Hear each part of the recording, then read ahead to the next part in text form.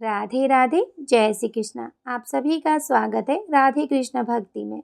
आज के इस वीडियो में हम अनंत चतुर्दशी की पूजा विधि देखेंगे। तो देखिए, अनंत चतुर्दशी के दिन पूजा अर्चना करने से हमें अनंत गुना फल की प्राप्ति होती है। इस दिन भगवान विष्णु जी के अनंत स्वरूप की पूजा की जाती है।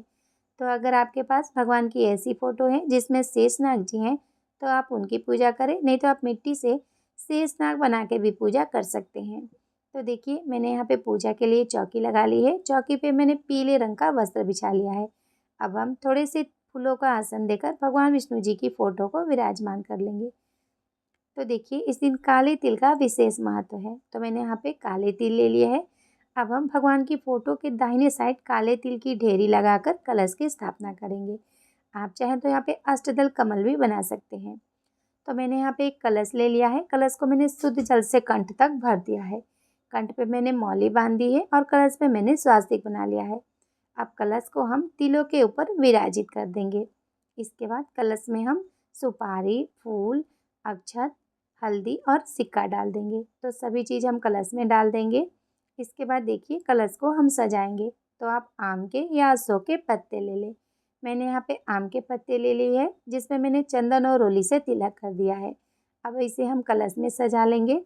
इसके बाद एक प्लेट में हम थोड़े से तिल रख लेंगे और उस पर हम दीपक जला लेंगे और इसे हम कलश पे विराजित कर देंगे। तो इस तरह से हम दीप कलश की स्थापना कर लेंगे। आप चाहें तो श्री कलश यानी कलश पे नारियल भी रख सकते हैं। अब हम गणेश जी की स्थापना करेंगे, तो थोड़े से हम तिलों का आसन दे देंगे। इसके बाद मैं यहाँ पे सुपारी स्वरूप में गणेश जी को विराजित कर रही हूँ।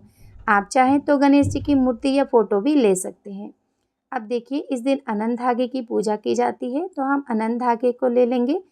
अब आप चाहें तो अनंत धागे कलावा से भी आप बना सकते हैं। इसमें 14 गांठ लगा के बनाई जाती है, या फिर आप मार्केट से भी खरीद के ला सकते हैं। इस दिन अनंत धागे का पूजन किया जाता है।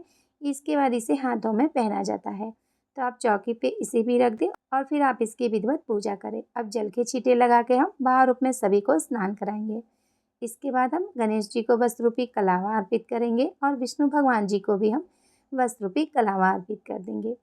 अब देखिए, हम तिलक करेंगे, तो हम गणेश जी को चंदन से तिलक करेंगे। इसके बाद हम रोली से तिलक कर देंगे। अब विष्णु भगवान जी को हम चंदन से तिलक करेंगे।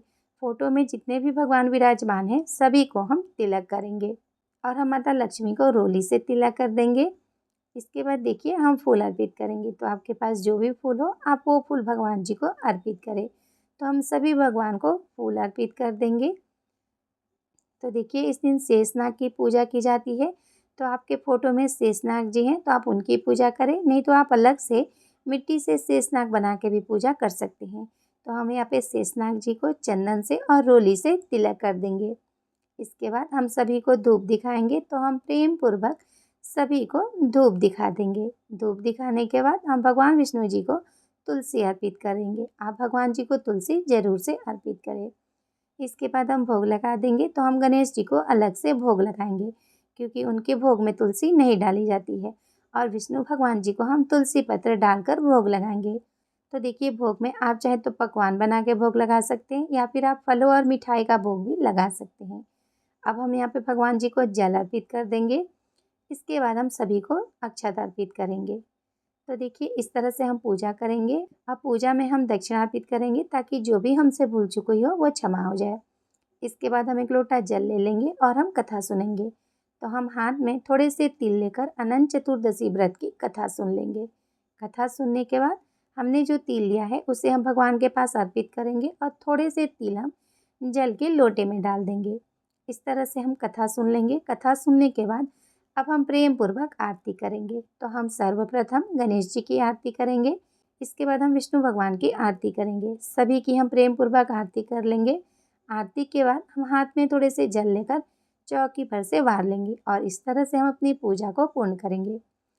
पूजा करने के बाद हम हाथ जोड़कर पूजा में हुई भूल चूक के लिए भगवान जी से क्षमा याचना करेंगे और अपनी मनोकामना पूर्ति के लिए प्रार्थना करेंगे। तो आप इस तरह से सरल विधि से अनंत चतुर्दशी की पूजा जरूर से करें। अब पूजा के बाद हम जल के लोटे से सूर्यदेव को अर्घ देंगे और भोग प्रसाद हम सभी में बांट देंगे।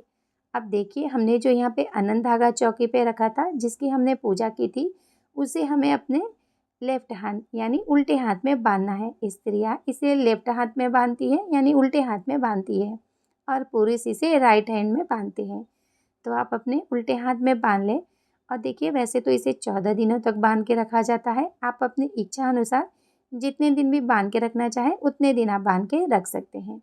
तो इस तरह से हम सरल विधि से अनंत चतुर्दशी के दिन भगवान विष्णु जी की पूजा आराधना करते हैं और अनंत धागा बांधते हैं। अनंत धागे का विशेष महत्व होता है। इसे हमें अपने हाथों में बांधने से हमें अनंत गुना फल की प्राप्ति होती है। तो आप इस दिन भगवान की पूजा अर्चना जरूर से करें और अनंत धागा भी अपने हाथों में जरूर से बांधें। अगर आपको अनंत चतुर्दशी की ये सरल पूजा विधि पसंद आई हो तो प्लीज़ वीडियो को लाइक करें, शेयर करें, कमेंट करें और हमारे चैनल को सब्सक्राइब करें। Thank you.